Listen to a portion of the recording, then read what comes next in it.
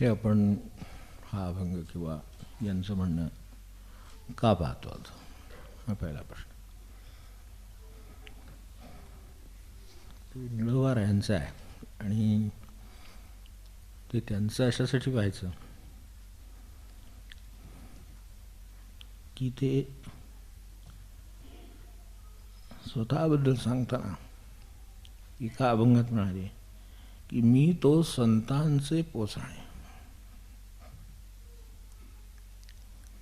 देती समयी त्याची खाणे. मी तो संतांचे पोचणे देती समयी त्याची खाणे. हा ज्यांचा भाव किंवा हे ज्या भावाच्या स्थितीला गेले त्यांच्याकडून भाव शिका.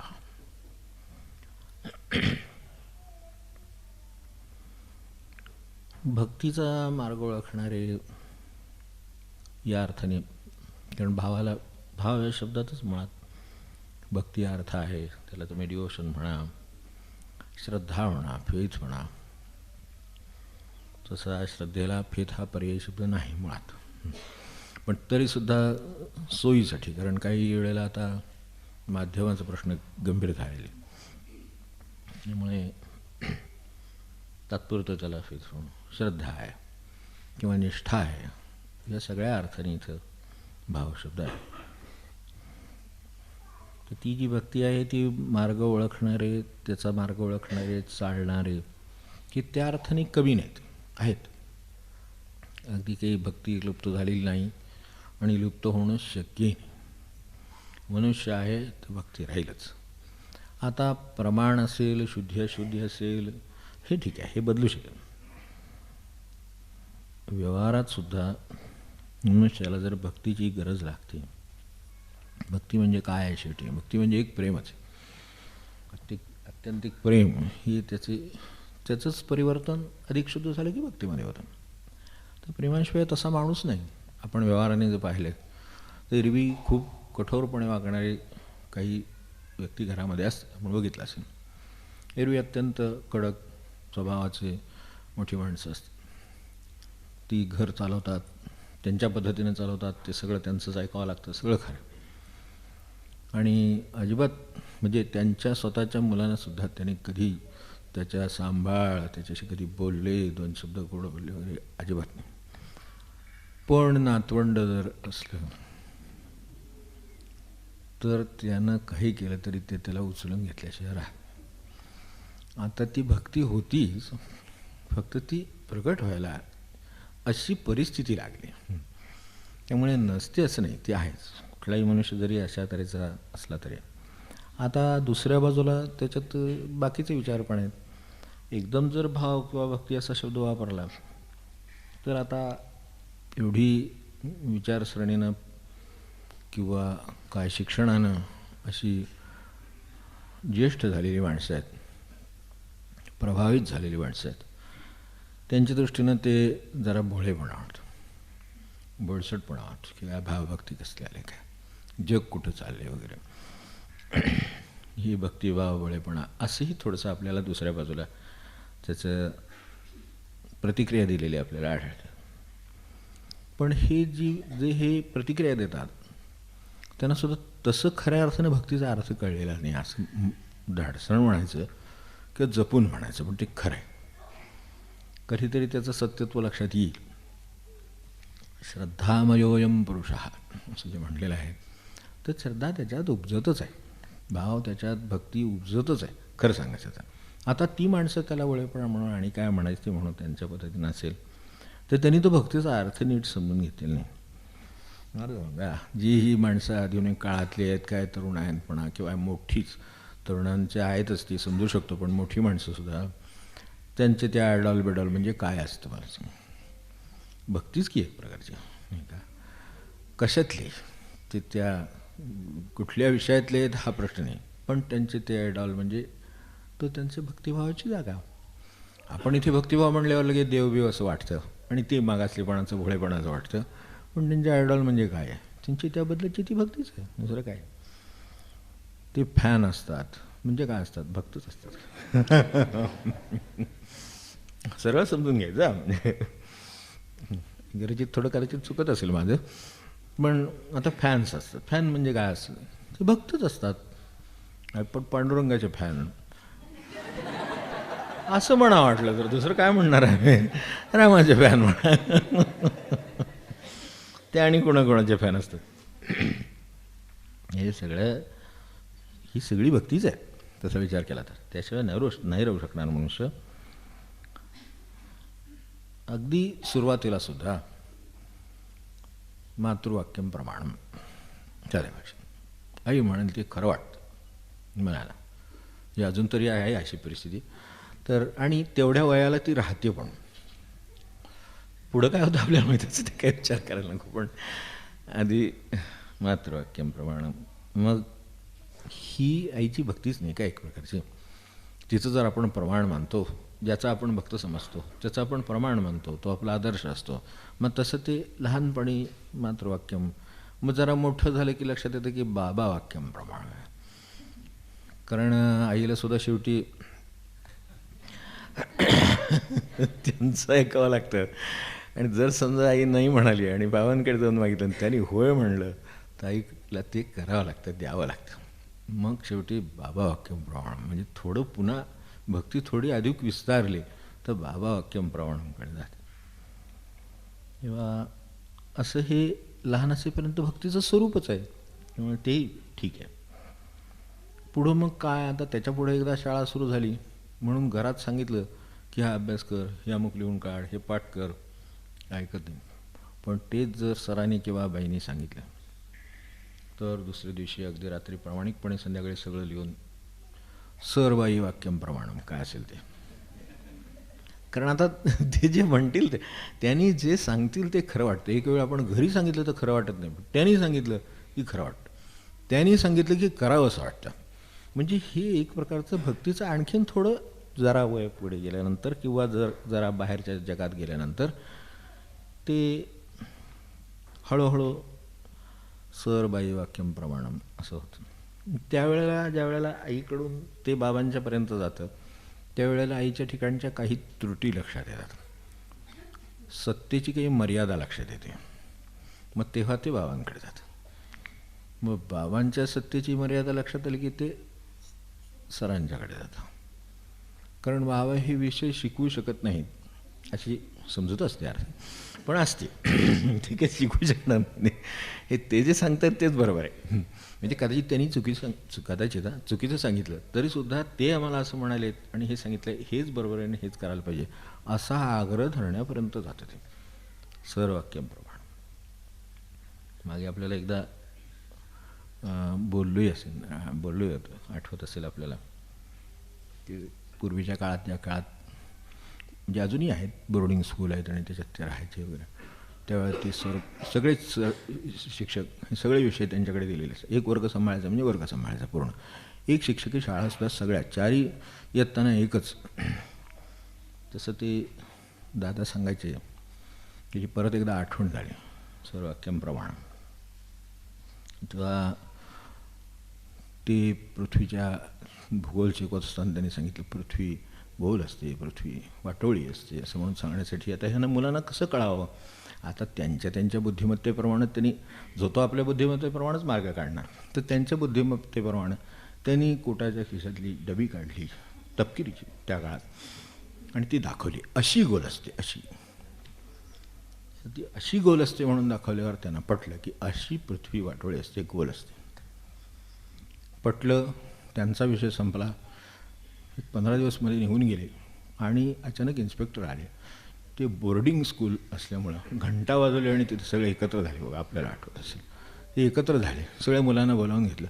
आता मुलं सुटीच्या मूडमध्ये होती, खेळायच्या ह्याच्यात होती, ते सगळं ती गोंधळलेली होती. त्यावेळेला काही अभ्यासाच्या मूडमध्ये, आता शाळेत अभ्यासाच्या मूडमध्ये राहणं अवघड जातं.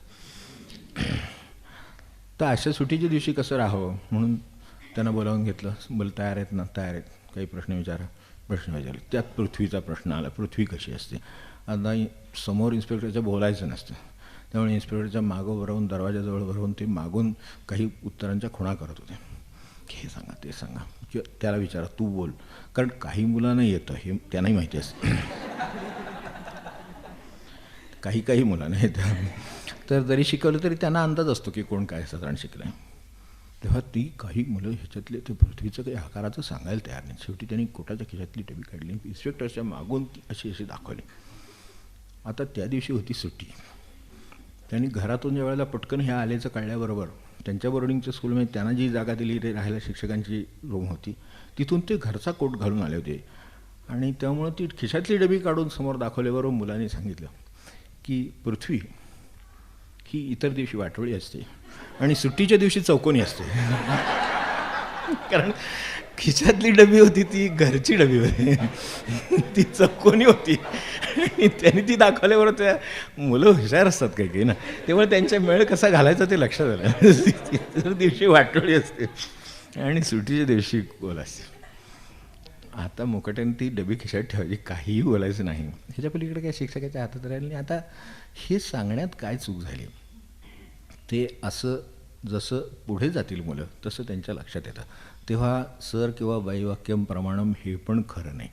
मग हायस्कूलला गेल्यावर, मग कॉलेजला गेल्यावर, मग आणखीन ते सांगतात ते प्रमाण वाटतं.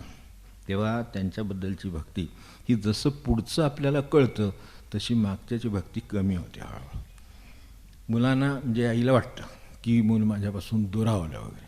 दुरावलं नाही, ते थोडंसं अधिक शिकलं आहे आणि आपण ते अधिक शिकायला तयार नाही आहे.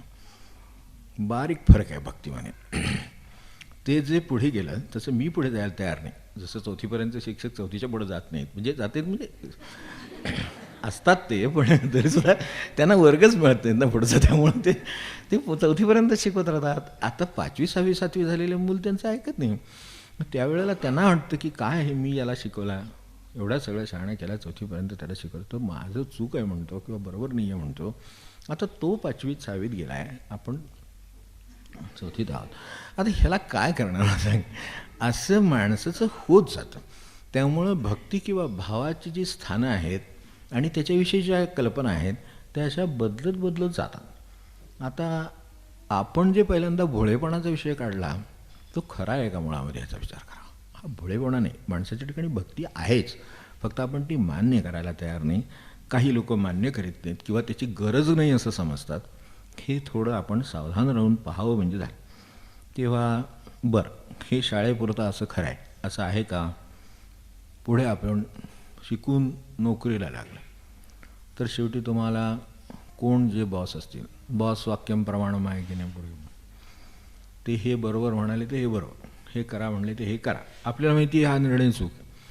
कदाचित आपल्याला माहिती असतं की काही वेगळं त्याचं उत्तर आहे आणि वेगळ्या पद्धतीने हे काम करण्याची गरज आहे, तरीसुद्धा तो म्हणतो ते असं करा तर तसं करा. मग ते प्रमाणम जे आहे, जे भक्तीचं एक प्रकारचं लक्षण आहे की आज्ञापालन आहे, तर ते आता त्यांचं आज्ञापालन आहे. अशा वेळेला बॉस वाक्यम प्रमाणम, कोण आपले जे कोणी तिथले असतील ते, असं खूप चालू असतं. आपण पुढे पुढे बघत गेलो तर लक्षात येतं हे बॉस वाक्यम प्रमाणम आहे. तिकडे पुढे मग गेलं की नेता वाक्यम प्रमाणम आहे आणि तिथे तिथे तर पर्यायही नसतो, त्यामुळे नेता वाक्यम प्रमाणम. आणि सगळ्याला व्यापून असलेलं जर काही असेल तर पत्नी वाक्यम प्रमाणम. सांग ना मला, चुकीचं असलं तर काय अनुभवी असतात. ठाला ठाला ठाला ठाला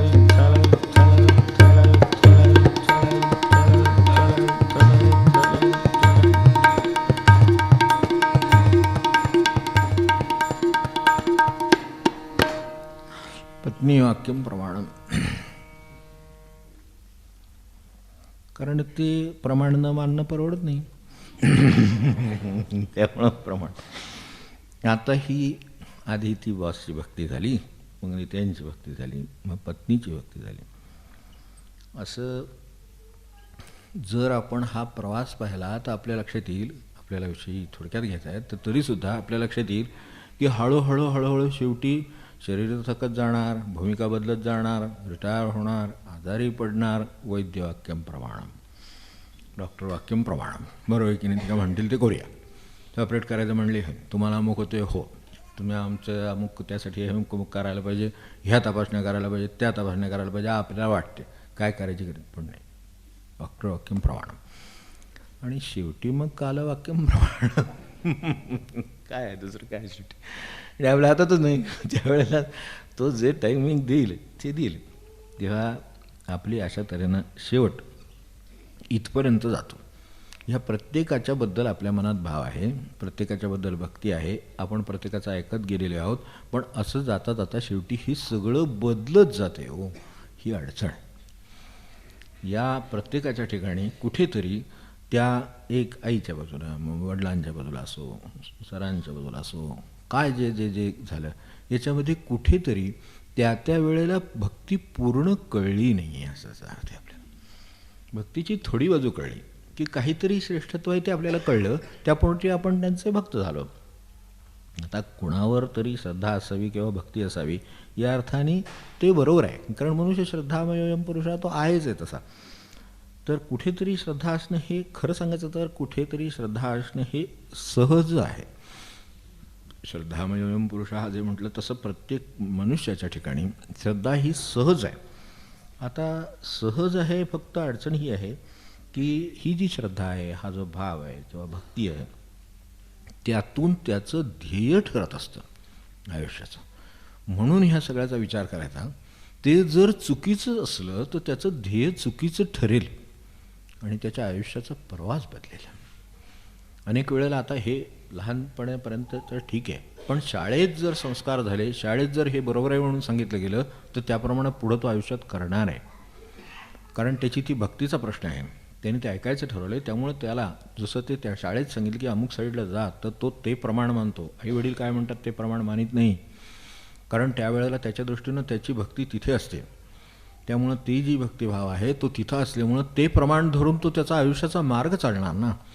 मग आता जर इथं सांगताना काही चुकलं असलं तर त्याचा परिणाम आयुष्यावर होणार आहे, एवढं लक्षात ठेवायचं. म्हणून हे सगळं बघायचं आहे. नाहीतर हे बघायचं एरवी कारण पडलं नसतं. मनुष्य श्रद्धामय आहे, तो काम करीत जाईल. तर ते काय बनायचं आहे हे जर ठरवत असतील तर आपल्याला विचार करायला पाहिजे. आणि अगदी तसाही विचार करा दुसऱ्या बाजूने की क्षणभर विचार करू. अगदी श्रद्धा विरुद्ध आपण बघू, विरुद्ध ते नाहीच आहे मुळामध्ये, पण अंधश्रद्धा.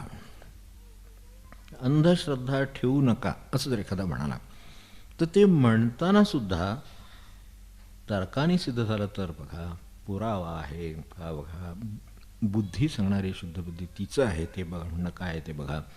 तर्क, पुरावा, बुद्धी यावर त्याची श्रद्धा आहे. आपल्याला अंधश्रद्धेचं जर मूळ पाहिलं तर ह्याच्यात आहे की त्यांची फक्त आपली श्रद्धा तुकोबांच्या म्हणण्यावर आहे, निळोबांच्या म्हणण्यावर आहे, किंवा पांडुरंगाच्या त्या मूर्तीवर आहे, रामाच्या मूर्तीवर आहे. आणि यांचं म्हणणं असं आहे की ती तर्कावर आहे, पुराव्यावर आहे, बुद्धीवर आहे. आणि त्याप्रमाणे चाललं तर मग त्याला काय म्हणायचं, ती श्रद्धाच आहे. तेव्हा त्या अर्थाने अंधश्रद्धा म्हणलं तरी सुद्धा त्याची श्रद्धा फक्त त्याच्या श्रद्धेचं म्हणणं तर्कपुरावा अशा स्वरूपाचं आहे. चालेल, असू दे. फक्त आता त्याची अपूर्णता लक्षात आली तर मग ते खाली येतं. मग पुढं अजून काहीतरी आहे हे लक्षात येईल. पण ते जर लक्षात आलं नाही तर मनुष्य तर्कपुरावा बुद्धी या जोरावर चालत राहणार. आणि ते जे चालत राहणार ते त्या एक प्रकारची भक्ती किंवा निष्ठाच त्याबद्दल दाखवतात.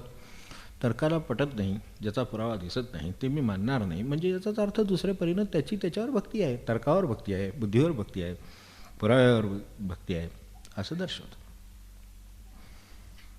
आता हे जे काय चालू आहे याच्यामध्ये आपल्या लक्षात येईल की या प्रत्येक ठिकाणी आई वडील ते आता अगदी तर्कबुद्धीपर्यंत प्रत्येक गोष्टीला तिची तिची मर्यादा येते. जसं शेवटी अगदी शरीराला सुद्धा, अगदी डॉक्टरसुद्धा, वैद्यसुद्धा त्या ज्ञानाला शेवटी मर्यादा येते. नाहीतर ती जर मर्यादा येत नसती तर माणसाला जगवता आला असता, माणसाचा रोग दूर करता आला असता. पण रोग आहे हे मान्य आहे, पण तो आम्हाला दूर करता येत नाही.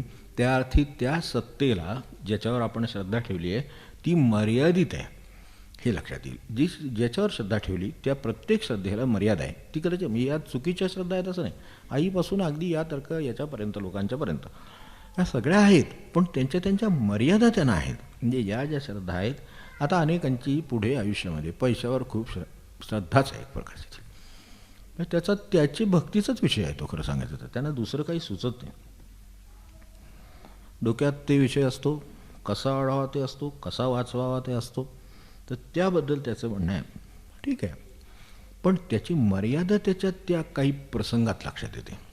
तेव्हा लक्षात येतं की अरे एवढाच पुरत नाही, याच्यापेक्षा प्रसंगाला माणूस लागतो, मग त्याची माणसावर श्रद्धा असू शकते. म्हणजे हे विषय बदलत जाणार आहेत. पैशावर माणसाचा भाव असायला किंवा श्रद्धा असायला आपलं काही नकार नाही. व्यवहार चाललेलेच आहेत ना त्याच्यावर. जसं आईच्या बाबतीत आईचे उपकार आहेत तिच्यावर भाव आहे, जसे वडिलांचे उपकार आहेत त्यांच्यावर भाव आहे, जसं पैशाने व्यवहार चालतो म्हणून त्याच्यावर भाव आहे. पण अंतिम आहे का? नाही, अंतिम ठरत नाही यातलं कुठलं. त्याच्या मर्यादा त्याला येतात. प्रत्येकावर मर्यादा आहे. आता ह्या पैशाच्या बाबतीत आपण बघितलं असेल की तो निर्माण झाला, काय ते संचय झाला की अधिक संचयाची बुद्धी तो देतो. अधिक संचय झाला की त्याची काळजी उत्पन्न करतो. मग काळजी उत्पन्न करून शेवटी त्या माणसाला काळजी ठेवून त्याचा विनाश करतो. म्हणून महाराज जे म्हणले पैसा माणसाला पुरून उरतो, तेवढं लक्षात ठेवावं. तेव्हा पैसा माणसाला पुरून उरतो शेवटी, म्हणजे तो जातो आणि पैसा शिल्लक राहतो. वास्तविक उलटं व्हायला पाहिजे. खरं म्हणजे पैसा गेला पाहिजे, माणूस शिल्लक करायला पाहिजे. कारण माणूस निर्माण करता येत नाही, पैशाचं करणार काय त्यामुळं महाराज जे म्हणाले पैसा पुरून उरतो. बाकीच्यांचे इतर विषय असतात. जसं मी मगाशी म्हटलं तसं पुढे गेलं की सर आहेत, बाई आहेत, तसं मोठ्या विश्वात गेलं की मग माणसांना एक नटनट्यांच्यावरती श्रद्धा असते. ठीक आहे, चांगली गोष्ट आहे, त्यांच्यावर श्रद्धा आहे. पण ते आपल्या लक्षात येतं आपण त्या बाबतीत प्रामाणिक पाहिजे, तर ते आपण कबूलही करू आणि लक्षातही ठेवू की ही जी काही श्रद्धा आहे बरोबर आहे की त्याचं काय प्रत्येकाच्या ठिकाणी काहीतरी गुण आहेत, काहीतरी त्याचं काय अभिनय असेल आणि काय असेल ते त्याचं काय असेल त्याप्रमाणे. पण यालासुद्धा शरीराच्या मर्यादा आहेत. त्यामुळं त्यात साथ आहे तोपर्यंत चलती आहे, तोपर्यंत फोटो सेशन साध्या भाषेत. नंतर वाढदिवसाला कोण फिरकणार नाही. आपण अनुभव घेऊन बघा. 5-50 वर्षाचा अनुभव आपल्या डोळ्यासमोर आणा, 60-70 वर्षाचा अनुभव आणा. पण आज जे आपण आयडॉलनं अमकं तुमकं समजलो आणि जिथे श्रद्धा ठेवून आपलं काय सगळं अगदी सर्वस्व डोक्यात विषय नाही दुसरा असं जे करून ठेवलं, त्यांच्या वाढदिवसाला कोण आता फिरकत नाही आहे. याच्यावरनं या जे भाव आणि ज्या श्रद्धा होत्या त्याच्या मर्यादा आपण ओळखल्या नाहीत ह्याचा अर्थ आहे. म्हणजे असं काही दुसरं आहे का हे शोधावं लागेल. मग त्यातून प्रश्न हा उद्भवतो की जर असं असेल तर मग आत्ताच्या आईपासून अगदी त्यात कोण नटणे असेल तिथपर्यंत काय जे असेल ते त्या सगळ्याच श्रद्धा किंवा सगळे भाव हे एका पातळीवरचे शुद्ध रास्त असे आहेत की नाहीत, का त्यात काही भेद आहे. कारण आपल्या लक्षात आहे की जे हे होणार आहे त्यानुसार मनुष्य बनणार आहे. एकदा कोणीतरी काहीतरी फॅशन केली, आपली त्याच्यावर श्रद्धा आहे, त्यामुळे आपल्याला दुसऱ्या दिवशी जाऊन दुकानात कुठं ते आलं आहे का, आणि ते आधी पाठवलेलंच असतं दुकानात, कारण ते विकण्यासाठीच ते केलेलं असतं. तर ते विकलं जाण्यासाठी आधीच यंत्रणा कार्यरत झालेली असते, तेव्हा ते वापरतात. मग ते अमक्यातलं ते मिळते का म्हणून आपण जाऊन दुकानात आपल्याला गरज असो नसो आणि पहिलं पडलेलं घरात असो तसो कपाटात तो घेऊन येतोच. तेव्हा हे जे काय आहे हे सगळं एका पातळीवरच आहे का, कारण त्याचं जीवन चालणार. तो ह्या सिनेमातला ड्रेस म्हणून तो जाऊन बाजारातनं त्या सिनेमातला ड्रेस आणणार आहे, हा सिनेमात जाणार आहे का मला सांगा. आणि आहे का काय आपल्या ठिकाणी तशी काही आपण विचार करून बघा. उगाच आपलं त्यांचं त्यांच्या ठिकाणी त्यांना ड्रेसचं काय त्या सगळ्या मिनटाचे पैसे मिळणार आहे, आमचे जाणार. पण आपल्याला असं वाटतं कारण तो भाव एकदा श्रद्धा ती आली म्हणजे मनुष्य ते बनायला तयार होतो. तर त्याप्रमाणे तो बनायचा प्रयत्न करतो आहे. तर ते बनणार आहे म्हणूनच हा प्रश्न आहे की ह्या सगळ्या श्रद्धा किंवा भाव हे सगळे एका पातळीवरचे आहेत का. तो जसा जिथं जाईल ज्याच्यावर श्रद्धा ठेवील तसा तो होईल. म्हणून काय होतं त्याच्यानं श्रद्धेने एकदा माणसाच्या अमुक ठिकाणी श्रद्धा आहे म्हटलं की त्याच्या डोक्यात विषय तो राहतो, त्याचं मन त्यांनी बनायला सुरुवात होते. आज हे कदाचित आईपुरतं विश्व असेल, उद्या बाबांपुरतं असेल, ते मित्रांपुरतं असेल, मैत्रिणींपुरतं असेल, पुढे नटनट्यांच्या पुरतं असेल, त्याच्या डोक्यात तो विषय राहतो की मग ते आपल्याकडे जसं ते क्रिकेटरची श्रद्धा होती म्हणजे आता आहे अजूनही पण तरीसुद्धा ती होती. मग त्यावेळेला त्यांची ती रेकॉर्ड मग अमक्या त्यावर 6 वेळा बॉल मला 2 वेळा मारला, इथून मारला तिथून मारला, प्रत्येकाची रेकॉर्ड केवढं काम डोक्याला होतं मला सांग. तसं ह्या नटनट्यांच्या बाबतीत केवढं काम डोक्याला अजूनही आहे ते आहे. तसं मग ज्याची जी श्रद्धा, जशी पैशाची श्रद्धा, मागे आपल्याला मामांचं बोललो होतं ना की ते त्या व्यापाऱ्याला त्यांनी नाद भगवत होते ठीक आहे, या लोकांची श्रद्धा असतेच. भागवत वाचायला सांगितलं तर मामा त्यांच्याकडे गेले होते, तेव्हा दुकानात बसले. दुकानात बसल्यानंतर त्यांनी सांगितलं की असं असं माझं काही या भागवतावर कॉन्सन्ट्रेशन होत नाही वाचताना. मामा म्हणाले, मी इथं जवळजवळ आता अर्धा तास बसलो आहे, अर्धा तासात तुम्हाला किमान 5 ते 6 वेळा तरी फोन आले, ते सगळे घसड्यांचे भाव आणि याचे चांदीचे भावाबद्दल होते. एवढं जर तुमच्या डोक्यात हे भरलं असेल तर त्यात भागवताला कुठलं कॉन्सन्ट्रेशन, कुठली जागा मिळणार म्हणले. त्याला थोडं मोकळं राहावं लागतं. आता त्याची त्याच्यावर श्रद्धा असल्यामुळे त्याच्या डोक्यात सारखा विषय तोच चालू आहे. मामांसमोर असले तर तो फोन उचलून ठेवला असता तरी त्याच्या आयुष्यात काही नुकसान झालं नसतं, फायदा झाला असता उलटा. मामा ही काही व्यक्ती तुम्हाला काय दुकानात येऊन बसणार आहे का अर्धा तास? त्यांनी एवढा वेळ दिलेला आहे, त्याने एवढं आयुष्य त्याच्यासाठी दिलेली आहे. ती व्यक्ती आपल्याकडे येते, ह्या आपण घसड्यांच्या भावाची चर्चा करतो आणि ते मार्केट आणि लिलावाची चर्चा करतो. ह्या वेळेला विचार नको का करायला की बाबा आपण काय कमावलं आहे, अर्ध्या तासात काय कमावलं असतं. आणि म्हणून मामानं ही जाणीव द्यावी लागली. आपण ते घटनेचा अर्थ लक्षात घ्यावा म्हणजे झालं. तेव्हा ते असं तऱ्हेनं पैशाचं भक्त आहे, बरोबर आहे, व्यापाराचा भक्त हे बरोबर आहे, पण तो उचलून ठेवायची क्षमता असलेले काहीतरी अजून लागणार. म्हणजे एवढ्यावर भागलं नाही. सगळ्या श्रद्धा, जो प्रश्न उपस्थित केला होता, सगळ्या श्रद्धा, सगळे भाव हे एकाच प्रकारचे आहेत का, एका पातळीवरचे आहेत का, यातलं कुठलंही ठेवलं तरी चालेल, त्याची उत्तरं शोधायची. म्हणून जमीन जमलास, काहींच्या डोक्यात जसा पैसा, जसं काहींच्या डोक्यात जमीन जमलास. शेवटी होतं काय, जमीन जमल्यात त्या आयुष्य जातं त्यात, पण शेवटी आपल्याला 3.5 हात जमीन बाकीची लोकांच्या वाट्याला जाते. ती चोरापुरी जाईल का सरळ जाईल हे सुद्धा काही सांगता येत नाही, का कोर्टात अडकून बसेल आपल्याला माहीत नाही. पण हे शेवटी जर हेच राहिलं ध्येय तर शेवटी आपल्या हा वाट्याला जेवढी आहे ना ती 3.5 हात आहे, तेवढीच लागते. आणि शेवटी तेवढीही लागत नाही, मूडवर आपल्याला माहिती काय होतं ते. हे एका बाजूला असं होतं आणि दुसऱ्या बाजूला तुका ते अणुरणीय एवढा आहे आणि आकाशा एवढा आहे. ह्या श्रद्धा कुठं आहेत? ह्या श्रद्धांची आपल्या ज्या श्रद्धा आहेत त्याच्याशी तुलना करून बघितली म्हणजे लक्षात येतं की सगळे एका पातळीवरच्या श्रद्धा नाही आहेत, ह्या त्या वेगवेगळ्या पातळीवरच्या आहेत. आणि हे ओळखण्याची शक्ती माणसातच. हे एखादी सरडा पाल अमकं तमकं बाहेरचं काही वस्तू, काही कुत्रं मांजर ह्याच्यावर नाही होणार. ते आपल्यालाच कळू शकेल. जे आत्ता म्हणलं क्रिकेटरचं तसं आहे की हा मनुष्य जन्मातच हे ओळखू शकेल की ठीक आहे, तेही एक आयडॉल आहे माणसांचा. हे अमुक कोण क्रिकेटर, कोण काय जे असेल ते, हे अभिनेते आहेत, ते आहेत, ते सगळे आपापल्या जागी छान आहेत, ते चांगलं काम करत आहेत. त्यांचंही काही पोटापाण्याचा उद्योग पाहिजेच की प्रत्येकाला, तसं त्यांचा तो उद्योग आहे. पण आता क्रिकेटरचं का वाटेना आकर्षण, जितकं थोरा मोठ्यांपासून माणसं अशी समोर नुसती 8-8 तास ते लावून बसलेली असेच की कुठला बॉल कुठून गेला, कसा मारला, काय झालं, अरे आपलं काय झालं आयुष्यच, त्याचं काही नाही त्यावेळेला. कारण ते आयडॉल ते तसं बनवणार, ते त्याला 8 तास त्याच्यासाठी त्याला समोर बसवणार. आता तसं फारसं का वाटत नाही, तर ती लिलावातली वस्तू झाली हे आपल्या लक्षात आले. मग त्यावेळेला आपण जे आधी तास घालवले ते कुठून भरून काढणार आहात तेवढं फक्त मला सांगा. आपण जे गेले काय 10-20 वर्ष आधी, त्याच्या आधी ज्या वेळेला ही निदान टी व्हीची सोय झाली म्हणा, त्याच्या आधी रेडिओवर कॉमेंटरी नुसती कान असं करून बसायचो का. आपल्याला माहिती असेल की त्या घरात रेडिओ असणं म्हणजे सुद्धा मुश्किल होतं, ते गल्लीत रेडिओ असायचं. माणसं गल्लीतली 4 बाजूची गोळा व्हायची आणि अगदी आत्ता काय क्षणी, या क्षणी काय झालं, तो कुठून कुठे गेला, काय डावीकडे वळवला का, उजवीकडे वळवला का, हा आपण उगाच जाग्यावर, ती बॉल तिकडं वळला का नाही हे चिंतेत आपला वेळ. मग माणसांना हार्टचे अटॅक आलेले ती काही क्षणी, टाय होतात वगैरे त्यावेळेला नाही का, की त्याच्यापेक्षा मला काय होते शेवटच्या ओव्हरमध्ये म्हणजे प्रत्येकाचं BP खालीवर झाल्याचं नाही बघत तेच बरं आहे, नाही तर डॉक्टरला गोळी देतील त्यांना. त्या क्षणी शेवटच्या ओव्हरला जे काय होत होतं ते माणसांनी बघितलेलं आहे. मग आता मला सांगा, जे आयडॉल होते आता ती विक्रीत निघालं म्हटल्यानंतर, आता लिलावात निघालं म्हटल्यानंतर आपल्या त्याच्यावरची श्रद्धा उडली. म्हणजे थोडक्यात म्हणजे जे श्रद्धेचा विषय होता तो अशा तऱ्हेचा अपूर्ण होता म्हणून घोटाळा. आजपर्यंत पांडुरंगाची श्रद्धा हल्ली नाही, रामांची श्रद्धा हल्ली नाही, त्या अर्थाने तुकोबांची श्रद्धा कधी हल्लेली नाही.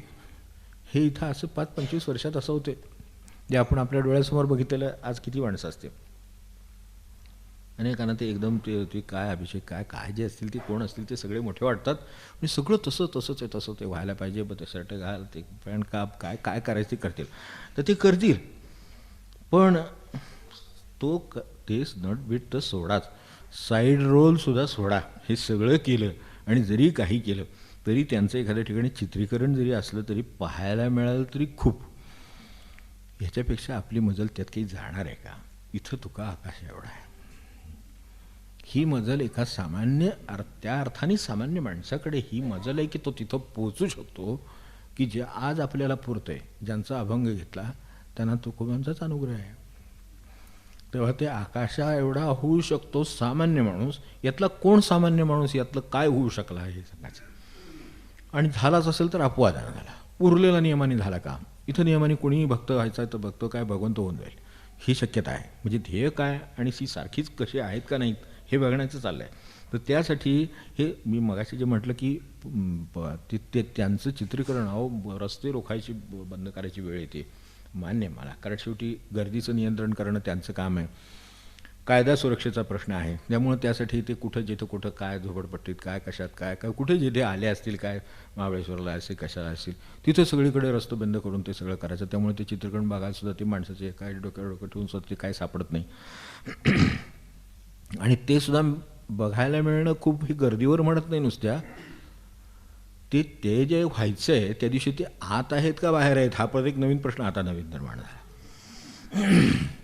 का टॅक्सच्या कुठल्या इंट्रोगेशनला बोलावलेलं आहे, टॅक्स इव्हॅशनच्या इंट्रोगेशनला कुठे बोलावले आहे की काय, तर ते जे बोलावले असतील तर आजचं चित्रीकरण कॅन्सल आहे. आपल्याला काढलेली दिलेला वेळ सगळा फुकट परत घरी यायची वेळी. घरात नाम घेत बसलो असतो तर भगवंत ते भेटला असता. चित्त तरी शांत राहिलं असतं, घरातली तरी शांत राहिली असते. हे नाही का, निदान हे दिवसभर तिकडे गेले कुठं उन्हात आणायचे काय करतात हे तरी निदान त्रास झाला नसता. तेव्हा ह्या सगळ्या एका पातळीवर श्रद्धा नाही. तर मूळ जी माणसाच्या ठिकाणी जी उपजत श्रद्धा आणि जो उपजत भाव आहे त्या शक्तीचे आविष्कार आहेत. पण हे आदर्शही नव्हेत आणि पुरणारेही नव्हेत. हे जितकं लवकर लक्षात येईल तेवढं आपला इकडचं काम आपल्याला अधिक निर्धोकपणे करता येईल, अधिक मनापासून करता येईल. तेव्हा जरी तसं वाटलं तरी हे मेकअपचे रंग आहेत ते उडून जातात. त्यानंतर काही बघण्यासारखी अवस्था नाही. मेकअपचे रंग आहेत, शरीर थकून जातं, सत्ता निघून जाते, पैसा आहे का तो शेवट कशात करेल हे सांगता येत नाही. आणि शेवटी अस्वास्थ्य तरी येतं. नाहीतर ती माणसं कोर्टात तरी गेलेली असतात. आपण किती पैसेवान माणसं आहेत ती सगळी कोर्टातच आहेत. तर त्या अर्थाने त्याचा शेवट कल्याणात किंवा आनंदात, सुखात, शांतीत कशात होत नाही. त्यामुळे ह्या अर्थाने या श्रद्धांना काय स्थान आहे ते आपणच ओळखावं आणि ते जेवढं द्यायचे तेवढं द्यावं. त्यावेळेपुरतं असेल, 5 मिनटं असेल, 10 मिनटं असेल, काय अर्धा तास असेल. म्हणून जो रंग कधी उडून न जाणार आहे, जो अंतर्भूत आहे, जो अंगभूत आहे आणि जो साक्षात आपल्याला तसं करायला तयार आहे, असा जो अशी जी श्रद्धा, असा जो भाव तो देणारे दाखवणारी जी संत मंडळी होती त्यांचं म्हणणं ऐकणं आपल्या कल्याणाचं आहे.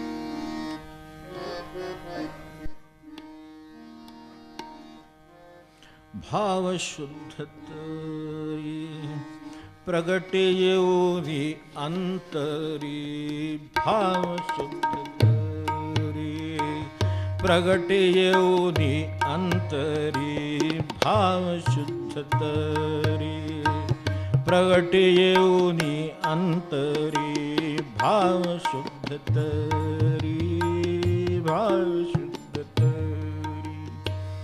उरो नेदित या भिन्न करी आपणा समान, उरो नेदित या भिन्न करी आपणा समान, भाव शुद्ध तरी प्रगटे येऊनी अंतरी, भाव शुद्ध तरी प्रगटे येऊनी अंतरी, भाव शुद्ध तरी, भाव शुद्ध तरी.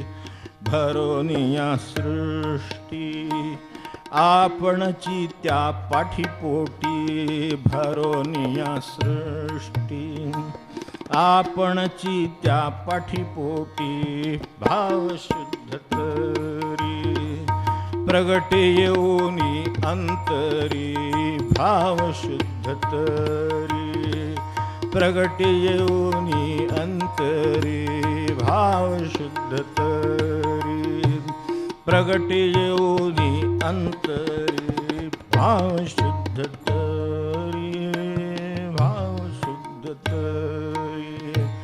निळा म्हणे राहे कवळून या अंतर्बाह्य निळा म्हणे राहे कवळून या अंतर्बाह्य भाव शुद्ध तरी प्रगट येऊनी अंतरी भाव शुद्ध तरी प्रगट येऊनी अंतरी भाव शुद्ध तरी प्रगट येऊनी अंतरी भाव शुद्ध तरी भाव शुद्ध तरी भाव शुद्ध तरी.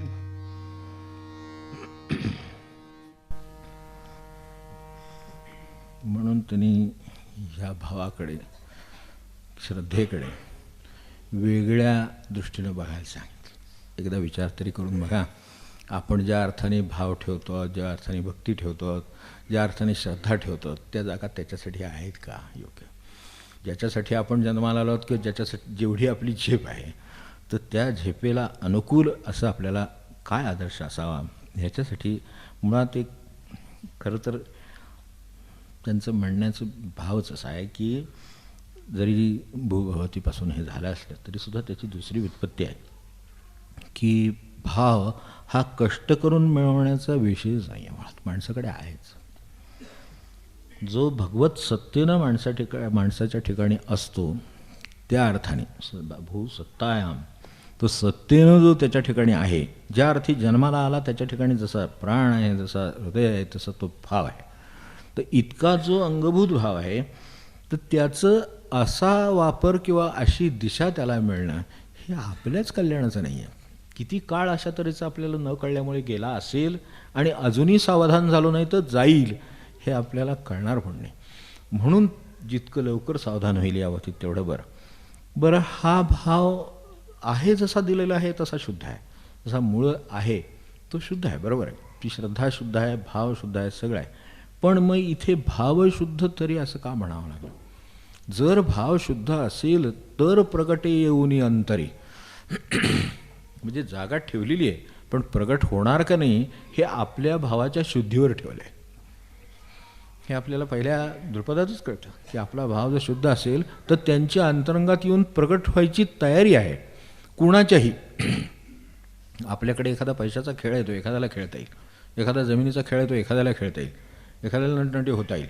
पण इथं भावाने भगवंत प्रत्येकाला होता येईल, कारण इथं मुळातच अडचणी ही किंवा मार्ग एवढाच आहे फक्त की तो भाव शुद्ध असावा.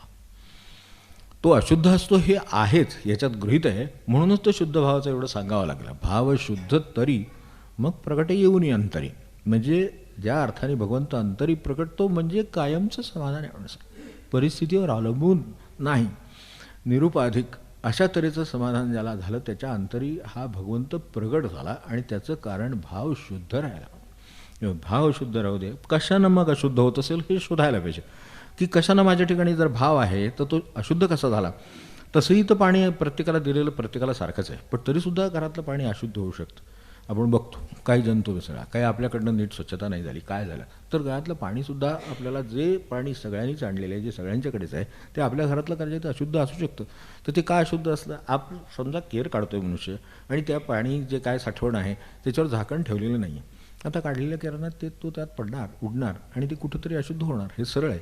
तसं आम्ही जर असं काहीतरी केर काढायला लागलो बाहेर तर इकडचा भाव अशुद्ध होतो. तर तो शुद्ध ठेवायसाठी आपल्याला काय करायला लागेल, ते जसं या बाबतीत करायला लागेल तसं याही बाबतीत करावं लागेल. जे ज्या त्याही गोष्टी अशुद्ध करणाऱ्या अंतरंगातच आहे. काल आपल्या मनाचा विषय चाललाच आहे रमणांचा, तर तिथे जसं आहे तसं लोभानं मनुष्याचा भाव अशुद्ध होतो.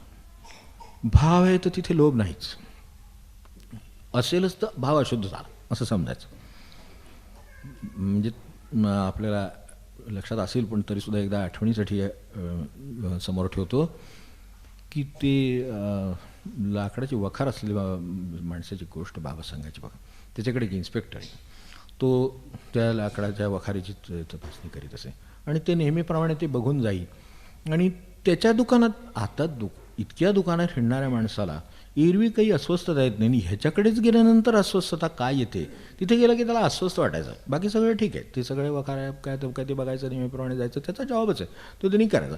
ह्या घरी गेलं की त्याला अस्वस्थता येईल, ह्या दुकानात गेलं की अस्वस्थता येते, त्या दुकानात गेलं की अस्वस्थता येते. त्याला काही कारण कळलं नाही, बरं विचारणं बरोबर नाही. हा आपल्या मनाचा खेळ उद्या असलं तरच उगाच त्याला काहीतरी म्हणण्यात काय अर्थ आहे, किंवा तिथे काय आहे आपल्याला काय माहिती आहे. तो नंतर मनुष्य निवृत्त झाला. ते रिटायर झाल्यानंतर मग तो जेव्हा त्याच्याकडे गेला तेव्हा तो म्हणाला, आता मी काही या ह्याच्यावर नाही, पोस्टवर नाही, माझं इथे काही काम नाही, काय नाही, म्हणजे आता काय त्या अर्थानं काय नाही, आता आपला मोकळा संबंध आहे, तरी तुमच्याकडे हिरवी गप्पांना म्हणून आलो आहे. तर ते म्हणे, मला इथं आल्यावर असं वाटत होतं, दरवेळेला असं वाटायचं की काहीतरी अस्वस्थता येते आपल्याला. ती अस्वस्थता काय यायची? म्हणा आता काय सांगावं मला, की तुम्ही एवढ्या पदावर आहात. आता त्या काळात ही सगळी पदं मोठी होती, हेडमास्तर पद मोठं, हे पद मोठी होती त्या काळातली, गावातली ही तशी. तर त्यामुळे तुम्ही आलात की मला असं वाटायचं, म्हणजे ह्या मनुष्य समजा ह्या पदावर असताना गेला, आपली विक्री वाढेल. काय असं सूक्ष्म भाव आहे. वास्तविक हे काय माणसाचे मृत्यूवर उठलेले आहेत का? पण त्यांच्या धंद्यावर आहेत ना ते. त्यानं भाव अशुद्ध झाला. वास्तविक हा भाव सरळ आहे की त्यांचं काम आहे, ते आलं, त्यांनी केलं आणि ते गेले. पण हे असं काम राहत नाही, त्याच्यात लोभ आहे. आता बाकीचं काही ते जगामध्ये होतच असणार की त्या वेळेला काही त्यांची दुखार चालल्याशिवाय राहणार आहे का? पण तसं नाही ते होत. यांच्या वेळेला जास्त चालेल असं वाटतं, कारण ह्या माणसाचं काहीतरी मोठ्या प्रमाणात होणार, म्हणजे त्यावेळेला आपले तेवढा एक सूक्ष्म भाव, तो भाव यांच्या मनात अशुद्धी निर्माण करू शकतो, अस्वस्थता निर्माण करू शकतो. इतका भाव, म्हणजे म्हटलं तर गोष्ट साधी, पण म्हटलं तर ती कशी दुसरा परिणाम करू शकते, आणि स्वतःचा तर त्याच नाश आहेच. अशुद्ध भावाचं म्हणजे भावात काय टाकलं तर लोभ टाकला की अशुद्ध होतं. कसल्याही बाजूने आपण विचार केला तरी चालेल. ह्याच लोभाचा आपल्याला आठवत असेल, साईबाबांनी तो पण विचार केला होता त्यावेळेला. ते म्हणायचे नेहमी की लोभ म्हणजे त्यातून निर्माण होणारा संचय. थोडक्यात तर लोभ हे म्हणजे सामाजिक नियमांचा आणि मानवाला दिलेल्या शुद्ध बुद्धीचा भंग आहे. म्हणजे काय बरोबर बोलले असतील की सामाजिक जे नियम आहेत म्हणजे त्यांच्या दृष्टीनं आजही ते आहेत. इक्वॅलिटी, फॅटर्निटी, अमकं तमकं सगळं आपल्या घटनेत सगळं लिहून ठेवलेलं आहे, ते घटनेचंच आहे. बाकी आपल्याला माहिती आहे. तर त्यामुळे तिथे इक्वॅलिटी, फॅटर्निटी सगळं लिहिलेलं आहे. पण तरीसुद्धा हा सामाजिक नियम आहे, बरोबर आहे, पण त्याचा ह्या व्यवहाराशी काही संबंध आहे का, आणि किती प्रमाणात आहे? म्हणून त्याला बाबा स्वतः म्हणताना, ज्यावेळेला याचा काही संबंध नव्हता, त्या काळात ते होते, त्यावेळेला त्यांनी त्याला सामाजिक नियमांचा भंग आणि बुद्धीचा भंग असं म्हटलेलं आहे. माणसाला दिलेली बुद्धी आहे, त्याला नियमाची गरज नाही, त्याला जरूर कळू शकते, त्याला कोणाची गरज आहे ते कळू शकतं, कोण भुकेला तहानेला आहे त्याला कळू शकतं. मग तो पाणी देत नाही, त्याच्यासाठी नियम करायची गरज आहे का? सामाजिक नियम केला असेल तर द्यावंच लागेल, तो प्रश्नच मिटला. पण नसेल केला तर तो नियमाचा भंग आहेच. पण जर आपल्याला दिलेली बुद्धी आपल्याला सांगते की अरे याला भूक लागली, की याला तहान लागली, किंवा ह्याला कमी आहे, तर त्या ठिकाणी माझ्याकडे आहे ते त्याला द्यायला पाहिजे, हे जे आहे हे जर करत नसतो तो बुद्धीचा भंग आहे. कारण त्याच्यात आपल्या लोभ आहे, आपल्याला ते सोडायचं नाही. म्हणजे त्याच्यात लोभ आहे, त्या लोभाने हे भाव अशुद्ध होतात आणि भगवंत प्रगट व्हायला अडचण येते. आपण दार लावून घेतल्यासारखं आहे, तो उघड्या दारात आत यायला तयार आहे, पण आपण दार लावलं आहे. त्यामुळे तशी ह्या गोष्टीने भाव अशुद्ध होता. सत्तेची लालसा असते. म्हणून बघितलं आहे व्यवहारात, आपला तो विषय नसला तरी आपल्याला अनुभव माहिती आहेत की सत्तेच्या लालसेनं त्या नेत्यांच्या किती स्तुती किंवा कुठल्या प्रकाराने केल्या जातात. बूट उचलण्यापर्यंत मनुष्य जातो, आपल्याला माहिती आहे, इथपर्यंत जातं. का तर ती सत्तेची अभिलाषा आहे. मग आता काय भाव शुद्ध राहणार मला सांगा? त्याला कुठला भगवंतन काय काय हे काय आनंद कसा मिळायचा मला सांगा? ते शक्य होत नाही. याचं कारण सत्तेची एक अभिलाषा आहे, ती तिथंच असते असं नाही, कुठल्या विषयाशी, राजकारणाशी, कशाची निगडीत नाही. कुठेही ती दुसरीकडे सुद्धा तितकीच रिफ्लेक्ट होऊ शकते की जिथे सत्ता हवी आहे. ती जिथे सत्ता हवी असेल तर सत्तेला धरून मनुष्य त्या बाजूनं काम करतो. तर हे एक झालं. तसंच अपेक्षेनं भाव अशुद्ध होतो. अपेक्षा बाळगली कशातूनही तर ती प्रेम असो तुमचं, काय अपेक्षा ती प्रेमाचं रूप घेते म्हणा, असं आहे. ते अशुद्ध करते म्हणजे प्रेमाचं रूप घेते. त्यामुळं आता जर अपेक्षा त्यात नसती तर तुमचं काम तुम्ही केलं असतं आणि सोडून दिलं असतं. जे होणार आहे ते होईल. भगवंताच्या इच्छेनंच करायला मिळालं आपल्याला हे काम. आता ते केलेलं आहे. आता केल्यानंतर त्याचं काय होणार? त्याचं काय होणार ते भगवंत ठरवेल. तसं नाही होत.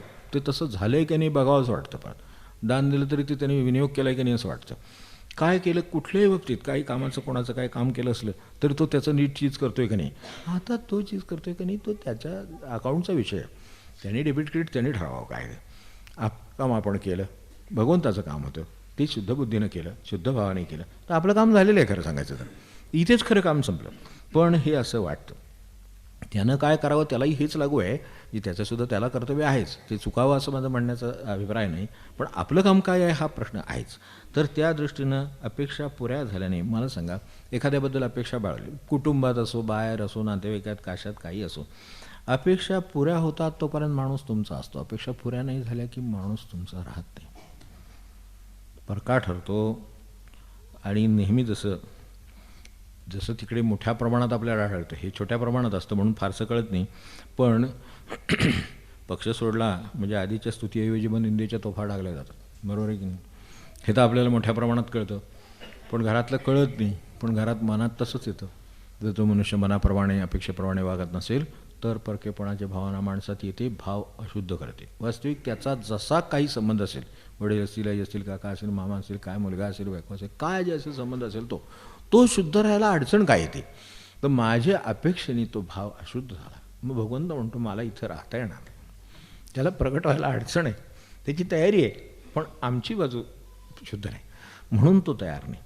तर या अर्थाने हेतू आपले किंवा भाव किंवा श्रद्धा, आपण ज्याचं त्याला नाव द्याल ते सगळं मिळून ते एकच आहे, भावच आहे तो.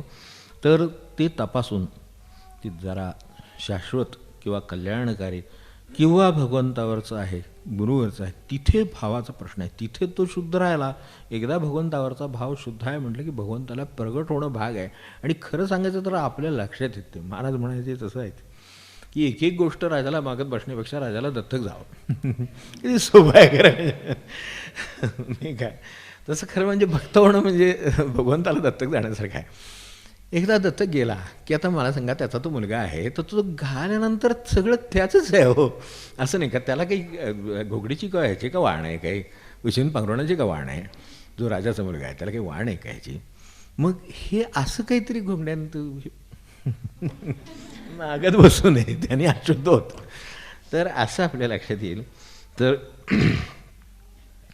ते जे काही सगळ्याची सत्ता चालवतं, सगळ्यावर जे सत्ता चालवतं, ते सगळं जे निर्माण करतं, जे सगळं सांभाळतं, ज्याचं आपल्यावर निर्व्याज प्रेम आहे, जे नेहमी आपल्या हितबुद्धीचीच काळजी घेतं, हितबुद्धीनंच काळजी घेतं, आणि जे सदैव मनाने तुमच्या सोबत असतं, ते जे भगवंताचं स्वरूप आहे, ते गुरुच्या रूपात असू दे, भगवंताच्या रूपात असू दे, आपल्या एखाद्या कुठल्या उपास्य दैवताच्या रूपात असू दे, त्याच्याबद्दलचा भाव असावा आणि तो शुद्ध असावा. बस आपल्याला जे आपलं कल्पना केली नाही ते आपल्याला दिलं. भगवंत महाराज जे म्हणाले, तुमचा प्रपंच रामाच्या हाती एकदा सोपवून बघा आणि तुमच्यापेक्षा किती चांगला करतो ते बघा, ते खरोखर काय आहे. हे असंच आहे. आता आपल्याला बघायला मिळायचं भाग्य असेल तर बघायला मिळेलच. 16 तारखेला आपल्याला आता या नाही का, या गुरुवार झाला परत 2 वर्ष होणार इथे. काय अवस्था होती तसं विचारलं तर काहीच नाही, त्यांचा शब्द होता, या पलीकडे काही नाही. आज्ञा होती त्याप्रमाणे आहे. तर आपण आनंदात भक्ती करतो आहोत 2 वर्ष. इतकी माणसं इतक्या जप करत आहेत, हे काही त्यांच्या सत्तेशिवाय होते का मला सांगा. तर हे जो करू शकतो त्याच्याकडे एवढी सत्ता आहे, मग आपला भाव त्यांच्याशी गाणे असावं की कशाला इकडं तिकडे ठेवा. व्यवहारात कामाला कर्तव्याला माणसाला जेवढा लागत असेल, जेवढी काही त्याच्याविषयी आत्मीयता लागत असेल तेवढी दाखवावी, संपलं. पण हे तिथं अपूर्ण आहे हे लक्षात ठेवावं. त्याचे आपण अगदी लहान मुलापासून परिणाम पाहिलेले आहेत.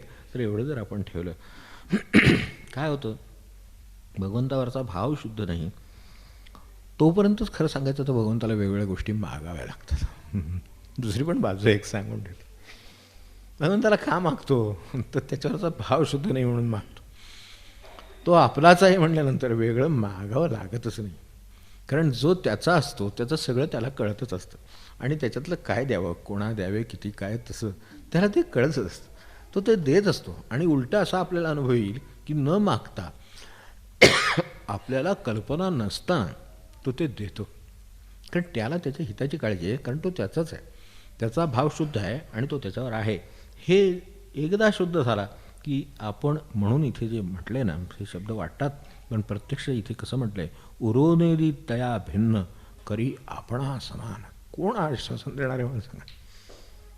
राजा दुसऱ्याला राजा करीत नाही साध्या लौकिकातला, पण इथे मात्र भगवंत दुसऱ्याला जो त्याचा भाव आहे आणि जो शुद्ध आहे तो त्याला भगवंत करेल. उरोनेदी तया भिन्न करी आपणा समान. आता त्याच्या ठिकाणी काय सत्ता आहे म्हणजे हे आपल्याला माहिती आहे. ब्रह्मानंद जसं म्हणायचे की महाराजांनी मला अगदी आपल्यासारखं केलं आहे. आता ह्याच्यात काय ते आलं. जशी सत्ता ती चालत होती म्हणून महाराजांच्या वेळेला सुद्धा ज्या वेळेला ती सांगता होती त्यावेळेला महाराज येऊ शकत नव्हते. तेव्हा त्या पत्रात जे उल्लेख आहे ती 3 पत्र आहेत त्याच्यातला जो एक पत्राचा उल्लेख आहे की माझे जागी ब्रह्मानंदास समजून कार्यक्रम करून घ्यावा, सांगता करून घ्यावी. माझे जागी ब्रह्मानंदास समजून म्हणजे काय. मग ह्यांनी ते या बाजूने हेच म्हटलं ना की करी आपणा समान. त्यामुळे ते पेढ्यावर जे राम उमटत होतं ते काय आहे ब्रह्मानंद वळत आहेत तेवढ्याच पेढ्यांच्यावर फक्त राम उमटते आणि ते काय फिक्शन आहे वे तो ते खरं आहे. बघणाऱ्या माणसांच्या लक्षात आलं की अरे ह्यांच्या पेढा आला की त्याच्यावर राम उठतंय. पेढे वळायला बसलेले असताना जे काय झालं ते का झालं. करी आपणा समान ह्याचा तो आविष्कार आहे. आणि जे आपल्याला पृथ्वीबद्दल सृष्टीबद्दल जे आपल्याला वाटतं आहे बाहेर, अनेक वेळेला माणसाला सृष्टीचं भयसुद्धा वाटतं, सृष्टीची काळजीसुद्धा वाटते. तर ते जे आहे ते भरोनिया सृष्टी आपणची त्या पाठीपोटी तो आहे. हे ज्यांनी काही करायचं ठरवलं असेल आत्तासुद्धा आपण बघतो किती चुकीच्या दिशेनं कित्येक गोष्टी गेले, कित्येक वर्ष चालू आहेत. 50-50 वर्ष चुकीच्या पद्धतीनं संशोधन झाली हे आता मान्य करायची वेळ आलेली आहे. एक मान्य करत चाललेले आहेत ही रसायनं काढली चुकलं, धरणं काढली चुकलं, आमकं चुकलं. आत्ता लेटेस्ट म्हणजे धरणं काढली चुकलं. ठीक आहे मान्य आहे आपल्याला झाली असेल चूक, माणूस आहे चूक झाली असेल. पण आपल्याला त्या अर्थाने त्याची काळजी करायचं कारण नाही. कारण आपला भाव शुद्ध आहे तो आपल्या अंतरंगात प्रकट झालेला आहे. आपल्याला अडचण येणार नाही. भरोनिया सृष्टी आपणची त्या पाठीपोटी तो आहे. आता बाकीच्या जगाचं काय होईल ते जग जाने जगदीश आहे. केदारनाथांना जसं सांगितलं तुम्हें कुछ चाहिए क्या वो बोलो, जग की बात मुझे मत पूछे, जग जाने जगदीश आहे. हे जे केदारनाथांना सांगितलं तसंच आहे ते.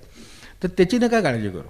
तुमचा भाव कसा शुद्ध राहील आणि भगवंत तुमचा कसा होईल आणि तो व्हायची तयारी त्याची प्रकट आहे अंतरी हे ज्याची तयारी आहे. म्हणून निळामणे राहे इतकं सगळं जर झालं तर निळामणे राहे कळोनिया अंतर्बाह्य. त्या माणसाला तो व्यापून उरेल. कळोनिया अंतर्बाह्य म्हणजे त्या माणसाला तो व्यापून उरेल. आणि हे त्यांचं म्हणणं आहे. आणि ते काय ऐकावं तर उरोनेदी तया भिन्न करिया आपणा समान. हे जे आहे ते त्यांचंच म्हणणं आहे आणि तेच आपण समोर का ठेवावं. तर त्यांनी एका अभंगामध्ये जसं मगाशी त्यांचे स्वतःच्या अभंगाबद्दल निळोबारायांच्या अभंगाबद्दल सांगितलं तसं दुसऱ्या एका अभंगामध्ये ते म्हणाले की बोलिले शब्द निश्चयाचे. असं त्यांनी ग्वाही देऊन ठेवली त्याची. मी जे बोललो आहे ते निश्चयाचे आणि प्रतीत साचे आले ते बोललेलं आहे.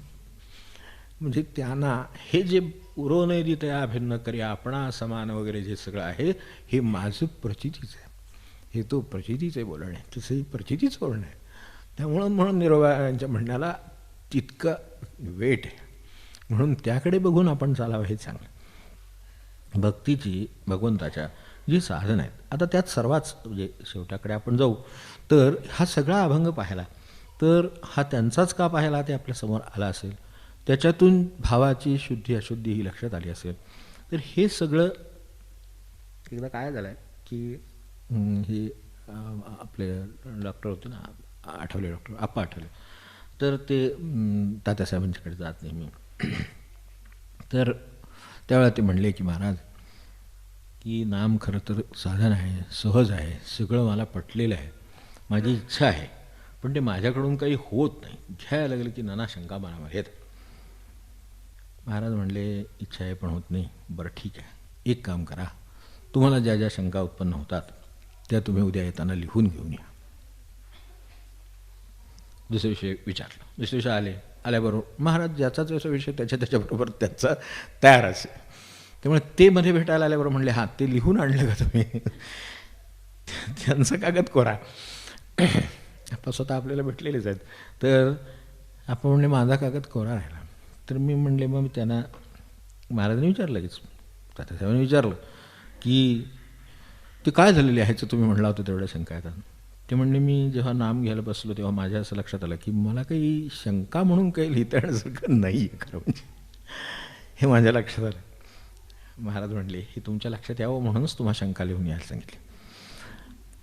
कारण म्हणले ह्याचा संबंध शंकेशी नाही, तुमच्या घेण्याची तळमळ आणि इच्छा किती आहे, भाव किती आहे त्याच्याशी आहे.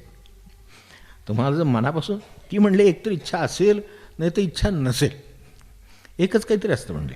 त्यामुळं यातलं जर असेल तर ते घेता येईलच. हां ते थोडं होईल कदाचित, जास्त होणार नाही, पण ते थोडं होईल. थोडं होईल म्हणल्यावर त्यावेळेला महाराज काय म्हणाले की म्हणले तुम्हाला कल्पना आहे म्हणले की आप्पा काय त्याच्यावर म्हणले की आहे हो मला इच्छा आहे, तुम्ही म्हणला ते मला बरोबर आहे की इच्छाच आमची कमी पडते आणि ती मग आता ती नको का वाढवायला. हे बुद्धिमंतांचं काम मोठं अवघड असतं. ती मध्येच निघालं म्हणून ते आठवण झाली की बरोबर आहे नामावर काही शंका घेणं, कारण मला काही शक्य झालं नाही, तुम्ही लिहून आणा, काही शक्य झालं नाही. आणि त्याचं कारण का तर मुळात इच्छेत गडबडचं, इच्छा असेल तर शंका येणार नाही. मग आता इच्छेत गडबड आहे म्हणजे करायचं नाही. ते जसं माताच्या इच्छेचं म्हणाले की एखादी गोष्ट शक्य नाही असं म्हणू नका, खूप खोलाशी गेलात की तुमच्या लक्षात येईल की तुम्हाला ती करायची नाही आहे, असं जे म्हणल्या ते अत्यंत खरं आहे. तसं हे म्हणाले, हे इच्छेवर म्हणले. तर म्हणले त्यासाठी इच्छा पाहिजे, त्यासाठी तळमळ पाहिजे.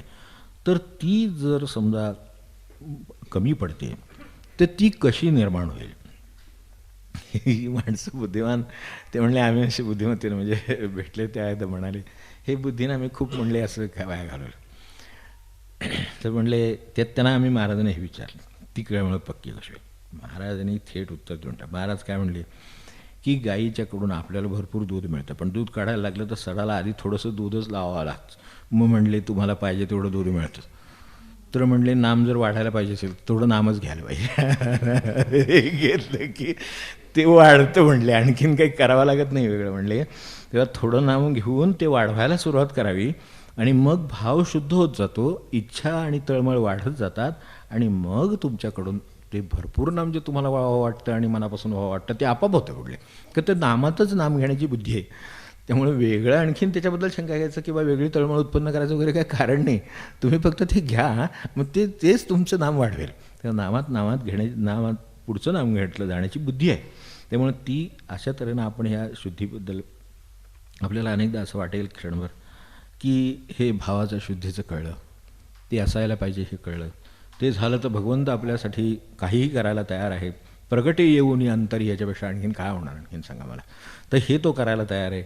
उरो नेदी तया भिन्न करिया आपणा समान, हे सगळं खरं आहे.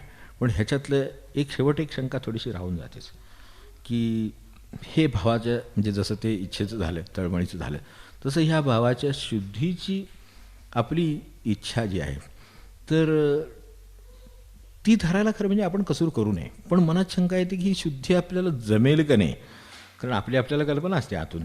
त्यामुळं आपल्याला कुठेतरी एक शंका वाटते ही भावाची शुद्धी आपल्याला जमेल का नाही.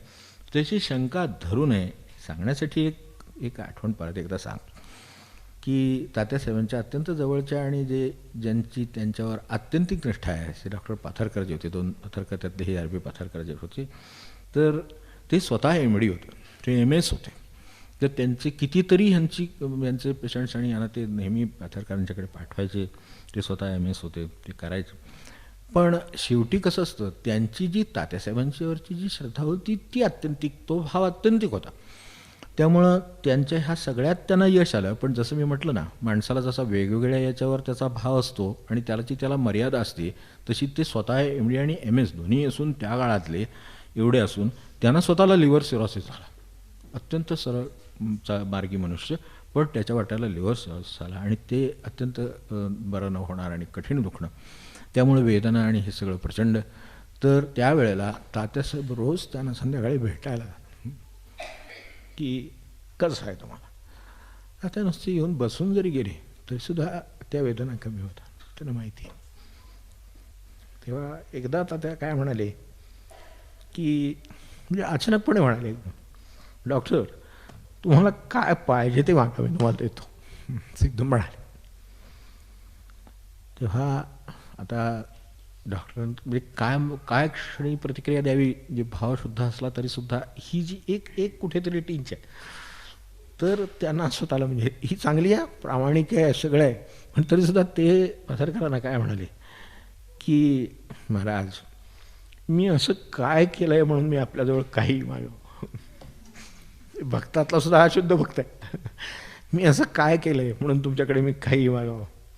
पहिल्यांदाच तात्यासाहेब जोरात त्याला बोलले. आजपर्यंत तात्यासाहेबांच्या सहसा कधी त्यांच्याकडून कठोर शब्द किंवा कधी आलेले नाही, पण त्यांना म्हणाले डॉक्टर तुम्ही मला कोण समजता. काय होतं असेल मला वाटतं की तुम्ही मला कोण समजता. मी काही व्यापारी आहे की रुपया दिला तर 16 आण्याचा माल देईन. मी असं काय केलं की तुमच्याकडून काय मागावं. त्याचं उत्तर आहे मी काय व्यापारी आहे, 1 रुपया दिला तर 16 आण्याचा माल देईन. तुम्हाला काय पाहिजे ते मागा, तुम्ही काय दिलं याचा विचार करायचा. तुम्हाला काही कारण नाही, तुमचा भाव शुद्ध आहे, विषय संपलेला आहे. तुम्हाला काय पाहिजे ते मागा, मी ते द्यायला तयार आहे. याच्यावरनं आपण एवढंच लक्षात घेऊ शेवटी की आमचा भाव शुद्ध ठेवण्याचे आपण प्रयत्न करू, मग उरलेलं सगळं त्यांच्याकडे. प्रयत्न तर आपले राहतील, त्यांना काय द्यायचं ते देतीलच, त्यांची तयारी आहे. काय पाहिजे ते मागा, देतो जो मनुष्य म्हणतो त्या क्षणी त्याला काय पाहिजे ते मागितलं त्याने दिलं असतं. पण अशी सुद्धा शेवटी शंका राहू नये की आपण त्यांच्याबद्दल काय केले आहे, आपण त्यांची काय सेवा केली आहे, आपण त्यांचं काय काही विचार करायचं कारण नाही. आपला त्यांच्याबद्दल अत्यंत शुद्ध भाव आणि तो पहिल्यापासून, म्हणूनच त्यांच्या मनात असं आलं की यांनी काहीही द्यावं, असं काहीही आपण केलेलं नाही त्यांच्यासाठी. तर हे जरी खरं असलं तरी आपला भाव शुद्ध असणं हे जे त्यांचं होतं त्या गुणापोटी त्यांना हे सांगितलेलं आहे तुम्ही काही मागा. त्यामुळे भाव शुद्ध होऊ शकतो. करणारी माणसं आहेत तर त्यांच्याकडे आपण बघावं आणि हे आपलं काम करावं की असा भाव शुद्ध राहील. आणि तो जर राहिला तर काय होतं ते सगळं ह्या. आणि त्यासाठी भाव शुद्ध तरी एवढं लक्षात ठेवावं. तर त्यासाठी आपल्याकडून जे जे म्हणून शुद्धीचे भावाचे प्रयत्न असतील ते आपण करावे. निळामणे राहे कवळून या अंतर्बाह्य, एवढं ते कळायला तयार आहेत. तेवढी बुद्धी आपल्याला हो आणि नामाचं त्याला बळ राहो आणि संतांचे आशीर्वाद राहो, त्याच्यापेक्षा काय सांग.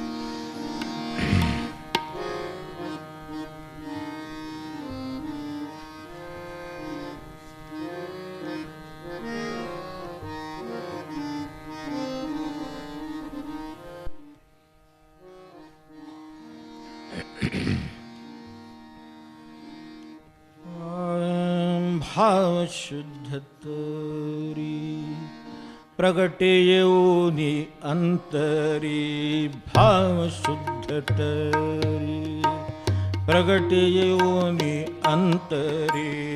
भाव शुद्ध तरी प्रगटे येऊनी अंतरी. भाव शुद्ध तरी भाव शुद्ध तरी. उरोने दितया भिन्न करी आपणा समान. उरोने दितया भिन्न करी आपणा समान. भाव शुद्ध तरी प्रगटे येऊनी अंतरी. भाव शुद्ध तरी प्रगटे येऊनी अंतरी. भाव शुद्ध तरी प्रगटे येऊनी अंतरी. भाव शुद्ध तरी भाव शुद्ध तरी. भरोनिया सृष्टी आपणची त्या पाठीपोटी. भरोनिया सृष्टी आपणची त्या पाठीपोटी. भाव शुद्ध तरी प्रगटे येऊनी अंतरी. भाव शुद्ध तरी प्रगटे येऊनी अंतरी. भाव शुद्ध तरी प्रगटे येऊनी अंतरी. भाव शुद्ध तरी भाव शुद्ध तरी. निळा म्हणे राहे कवळून या अंतर्बाह्य. निळा म्हणे राहे कवळून या अंतर्बाह्य. भाव शुद्ध तरी प्रगटे येऊनी अंतरी. भाव शुद्ध तरी प्रगटे येऊनी अंतरी. भाव शुद्ध तरी प्रगटी येऊनी अंतरी भाव शुद्ध तरी, भाव शुद्ध तरी, भाव शुद्ध तरी.